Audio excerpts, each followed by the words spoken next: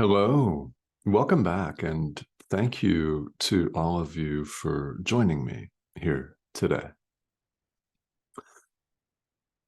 As we did in the last video, we're going to get right to the point today. This course is very practical, and as we've just discussed, it means exactly what it says. This is beautiful, and this discussion may really challenge you. Consider it something that's meant to happen right here, because what we're going to be talking about today is an adult endeavor. I'm fond of saying that spirituality is an adult endeavor, and it is. It is about our taking responsibility for our own experience rather than blaming the weather, rather than blaming the government, geopolitics, the world economic system, storms, plagues of locusts, whatever it is. We made this. We can unmake it. We can set it aside. And this is a beautiful thing. Along the way, and including on this very conversation, expect resistance. And understand when you experience resistance, it is the ego that is resisting. It is doing what it always does, shouting at you, shrieking at you, attempting to get you to go follow after one shiny object, then another, so that you remain distracted from the truth of who and what you really are and could easily awaken to if only you wanted it. So the ego keeps us occupied on our Twitter feed. It keeps us occupied scrolling our social media and judging people based on the lunacy of their posts in our mind. Because they don't do things or believe things or think the same things as us, we judge them. Happens every day. And then we go off and we live what we consider to be our lives, full of email and work and going to the bathroom and eating and drinking and scrolling some more, because we can't live without our little handheld devices. But perhaps you're watching this on one of those little handheld devices, so you're putting it to excellent use, and your inner teacher invites you to keep watching all the way through to the end, because something is going to be said here that you need to hear today. So stick around. We've moved on to chapter 9 of the text, which is it's entitled The Acceptance of the Atonement. Section 1 is called The Acceptance of Reality. So what is the atonement? This is a great question. And if you're brand new to this, this is very good. And if you've been doing this for 25, 30 years, it's also very good. Atonement is a buzzword in A Course in Miracles because we're invited to accept it for ourselves. So what does this then mean? Atonement is the correction of the Holy Spirit. It is the correction of our inner teacher, which we're invited to accept for ourselves.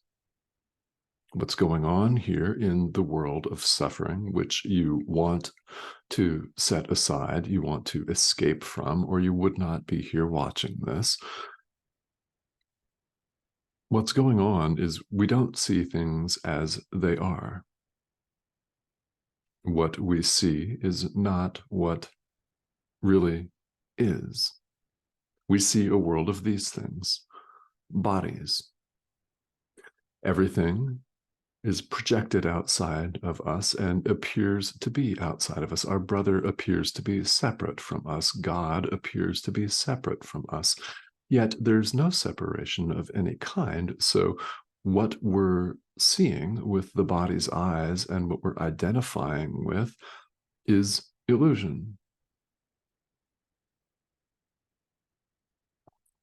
The correction of our inner teacher is the correction of our perception, so that we learn, under the guidance of our inner teacher, to see things as they are, rather than the way that we have made them. We're simply making a mistake, and we're accepting the correction of that mistake. And it's loving correction. As we see here in the first few paragraphs of this section, the Holy Spirit does not force us. Your inner teacher does not force. It's not imposing an alien will on you from outside, because it's your inner teacher. Part of your mind, the Holy Spirit, is known throughout A Course in Miracles by many names, and including, perhaps the most common, is the voice for God. Guide, capital G, the answer with a capital A, comforter, capital C. Yeah. Whatever name you ascribe to it, it's part of your mind. And I'm using the pronoun it here deliberately because it's not a person. You can use he or she or they if you want to. Those are all just words. The Holy Spirit is part of your mind. We're invited to listen to it. And it does not force. It does not force an alien will on you. And we're all adult learners anyway. So what happens when someone tries to force anything on you? You don't have to self-identify, but odds are almost all of us do the exact opposite, or we want to, or we harbor some little resentment saying, you're not the boss of me. Who are you to tell me what to do? And we go and we do the exact opposite in our totally ingrained spite. This informs all of our experience in the world at some time, doesn't it? So we're invited to accept atonement for ourselves, accept that we have everything completely 180 degrees backwards, and we do.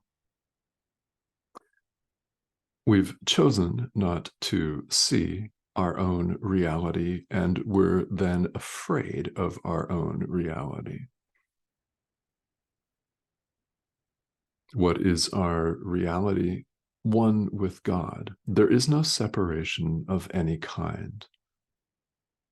Another well-known passage from A Course in Miracles that seems to find its way to every single one of these video recordings for a very, very good reason, is that ideas leave not their source. Thoughts remain in the mind of the thinker, and you are the thought of God. We're told right here in these first few paragraphs of chapter 9, section 1, that you are the will of God. You're the thought of God. You're God's will.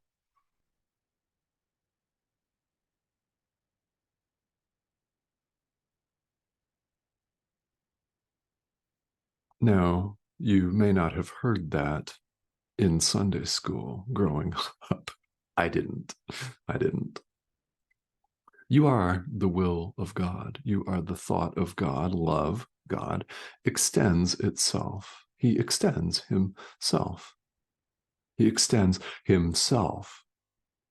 You're one with him. One.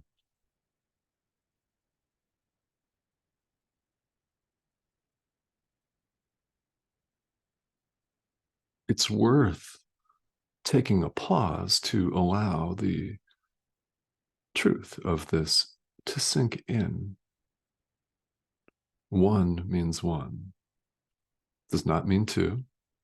It does not mean 8 billion one. There is no separation of any kind. You are the will of God. So here in the world where we appear to be this, 80% water, a composition of bones and cartilage and squishy guts and stuff, it's not the Son of God. It's not the thought of God. It's not who we are. You are not a body. This is a well-known idea from A Course in Miracles. In fact, it's one of the ideas in the workbook for students that's very prominent. You're not a body. And deep down, each and every one of us knows this. We all know it's true that we're the will of God. This is why we're seeking spirituality in the first place. Whatever tradition or traditions you were raised in or currently practice, if any, you're seeking the peace of God. You want the peace of God, and we all do deep down. We don't have to actually acknowledge it, but that's what's going on. That's why we're all on the spiritual path to begin with, is we want the peace of God. Now here, once we accept and admit that, right, allow this truth to occupy our mind. Yeah, I want the peace of God. Then we're invited to continue with this journey. It's a so-called journey because we're not really going anywhere. But follow along with the name journey. We're invited to take the next step. We accept that we want the peace of God. Next is to want nothing else. Nothing else. That's a game changer. To want the peace of God and nothing else. So here where we appear to find ourselves as human beings, self-sustaining survival units with all of our additional labels such as nationality, ethnic group, social class, work status, relationship status, gender, all of that, all of them completely artificial labels. I mean, really, they're all made up. Our reality is beyond all of that. We are the will of God. So here, when we appear to be running around, dazed, confused, and utterly frantic, we're afraid. We're afraid of the will of God. So we project this onto God and say, fear of God, which is in many traditions, large and well-populated traditions here in the world, it's a badge of honor to be God-fearing. Some of you may know that I was raised in not one, but two fundamentalist Christian traditions. So I was instructed to fear God, as many of you were, I'm sure. So I found myself, I was that kid in Sunday school asking, okay, what does that even mean? And why fear love? I never got a satisfactory answer from the adults. Love and fear don't go together, do they? No, I knew that as a 12-year-old kid, sitting there bored out of my mind, dreaming of pizza or going to a baseball game or just going home and taking a nap. Anything but sitting through fundamentalist Sunday school. Perhaps you can relate to this. Love and fear are not compatible. Fear's not real. Love is real. God is. All else is illusion. All else. So when we're professing a fear of God or the will of God, what we're really saying is we're afraid of who we really are. Who are you? In truth, who are you? We all know, we all know the answer to that. So here, where we're not experiencing this, we're simply afraid of it. Yet we're attracted to it and drawn and called to it. So here on the spiritual path is where we have our adult moments and accept that we're simply perceiving things incorrectly. We're not seeing things as they are. Any resistance you're currently experiencing is the ego trying to tell you that, yeah, you are. This is you. This is the Son of God, finite, mortal, destined to die. And you know better. We all know better. And our inner teacher, if we let him, will speak to us of this.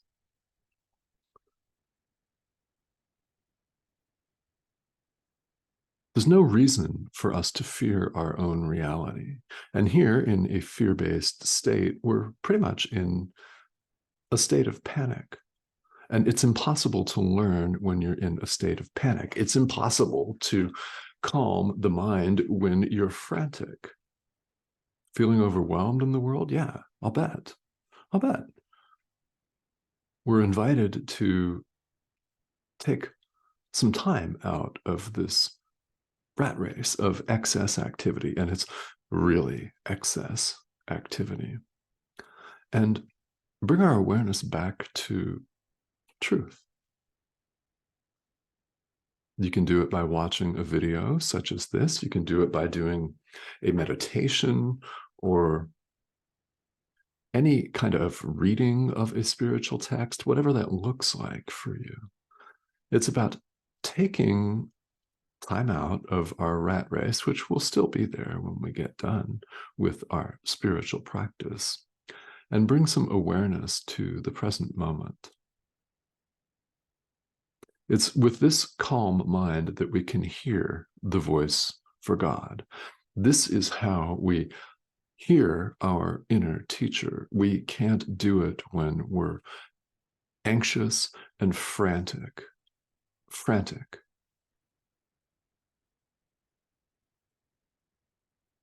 So, to the extent that you find yourself running around frantically, you're invited to take some time out of that. You may claim that you don't have time. Of course, you have time. How can we say this? A highly beneficial meditation practice can be as short as one cycle of breath. You have time to inhale your next breath, I hope, and exhale. That's how much time it takes, just right there. You simply place your awareness on one inhale breath and an exhale. And just for the moment, couple seconds, just let all the other thoughts be. We don't try to follow after them, nor do we try to stop them, which is way too much of an exertion of effort. And simply let them be where they are and take a nice, relaxing breath. Now, having taken one breath and brought your awareness to it, you're cordially invited to take the next breath and bring your awareness to it. Then breath number 3, 4, 5. Ah, yes, you see where I'm going with this. This, what we're talking about, being able to hear the voice for God in a quiet mind is really important. This is why meditation and mindfulness practices are a thing in many spiritual traditions worldwide. This very reason. Because when we're in a state of panic, we can't hear the voice for God. And again, as we talked about a couple minutes ago, the Holy Spirit does not force. We have to invite our inner teacher to run the show. So it's much easier to do it with a quiet mind. Now, does your mind have to be totally quiet? Of course not. And especially if we're just starting out, it's not going to be. I mean, you could be a lifelong meditator and still have moments of getting carried away. It happens, right? But the more trained your mind is, and this is a course in mind training, the more you can bring your awareness back, the more you can recognize yourself judging somebody and bring your awareness back to forgiveness of the Son of God. The more you practice, the more attenuated we become to the discomfort, which becomes intolerable. So we bring our awareness back to our relationship with our inner teacher. We bring our awareness back to forgiveness. We bring our awareness back to one cycle of breath, which we take. Yeah, it's relaxing. And here in the world, it appears to be a process. And you might think that it appears to be a lengthy process. Well, this is what the illusion of time is for us to wake up.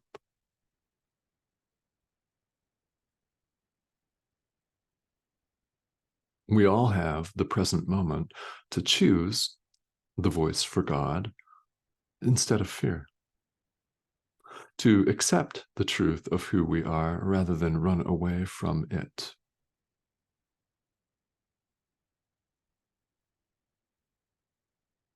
When we run away from it, we're running amok and we have no idea what our reality is. We have to admit to ourselves when we side with the ego and run around frantic that we don't know what our reality is. So how can you be so sure that it's fearful if you're not aware of it? If you don't know what it is, how do you know it's fearful?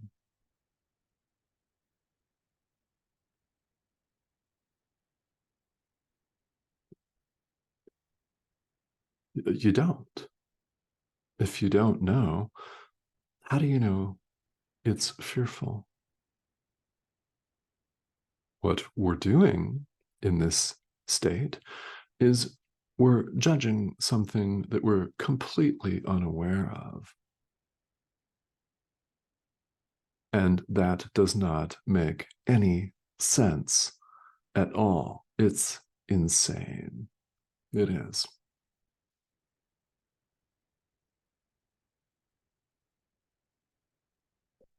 So we're just running around judging madly, randomly, completely haphazardly.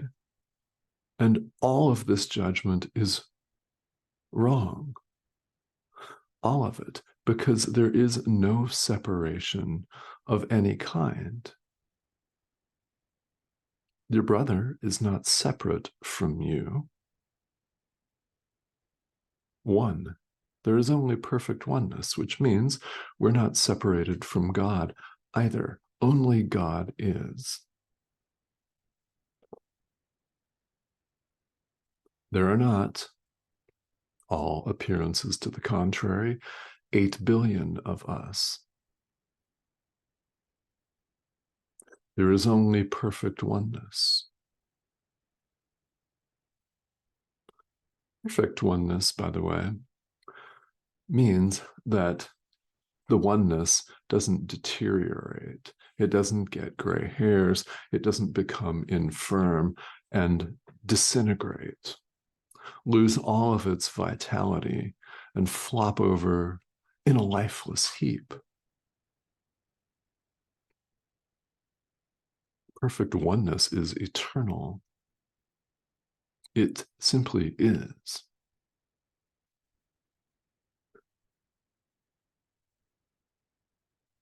So what's the role here of the Holy Spirit, our inner teacher? It's to remind us of what we want, enter our relationship with him, and the critical importance as you study and practice this course of asking your inner teacher to remind you, to correct all errors in your mind. Accepting atonement for yourself is accepting the correction of our inner teacher. Central to this is the absolute fact that the separation never occurred. It's impossible for us to separate from our source. Ideas leave not their source. You are one with God. And this is worth repeating as many times as you need to hear it. This is why we get a steady diet of repetition as adult learners all the time. Because part of the responsibility adult piece is that the common cultural attitude that that's so yesterday, that oh, I've already seen this before, I don't need this. I read that yesterday. But did you get it? And did it inspire you to practice it and to put these teachings into practice so that your experience proves to you that these ideas are true? This is where the action is in all spirituality, no matter what the tradition.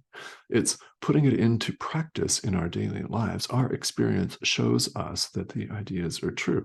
So we can't have an, oh, I've already read this once kind of attitude. This is so unhelpful, isn't it? So if you catch yourself doing that, you know what to do. Because again, our inner teacher does not force. Yes, he's there for instruction, for guidance. It's loving guidance. I can tell you what happens when you allow your inner teacher to run the show, as scary as it will be to the ego. Count on resistance on that, because the ego wants you to do everything and own everything and achieve and divide and conquer everything all on your own. Yeah, it's just you. It's you against the world. Ha ha ha ha. You better work hard. And that's the voice of the ego. That's only one example of what it says, but you get the point. Wouldn't it be relaxing, deeply, deeply relaxing to set that chattery, ridiculous voice aside? It's nothing. There is no ego. There's no separation of any kind. Allow your inner teacher to run the show. Everything that you say, everything that you do, I'll tell you what happens. It's relaxing. It is a deep, profound relief. And you come to realize one day that it's the most natural thing in the world. What we're doing is we're developing trust in our inner teacher. We're learning to relax and trust that our inner teacher knows best and has our back, because he does. Of ourselves, we can't guarantee that every single decision that we make is going to have a maximum positive outcome for every single living thing throughout space and time. Guaranteed maximum possible benefit, guaranteed. We can't do that of ourselves, but our inner teacher can. So we let him. We simply allow our inner teacher to act through us. That's what's going on right now. Something's landing for you. It's our inner teacher talking to you. It is not the pixelated image on your screen. It's the pixelated image of what looks like a middle-aged man. It's our inner teacher that's doing the talking. When something lands, it's the Holy Spirit. Oh, we would all do well to listen. And we would all do well to accept the correction of our teacher for ourselves and learn to perceive truly and to not be afraid of our reality. It is not fearful. It is love itself. All right. So I thank you for tuning in. And if you've just joined us, I know a number of you have just joined us. Again, welcome. What you're going to get here are some very, very profound conversations. But this is A Course in Miracles, and it means exactly what it says. And it doesn't mess around, which is great because that's what we say that we want in life, is someone to cut right to the chase, get right to the point. Okay, there is no separation of any kind. Period. The end. You'll hear that again. So I thank you for joining us here. This is a growing international community. And if you've not subscribed, here's the subscription button. It's the arrow in the corner of your screen. So I do invite you to click that and join us.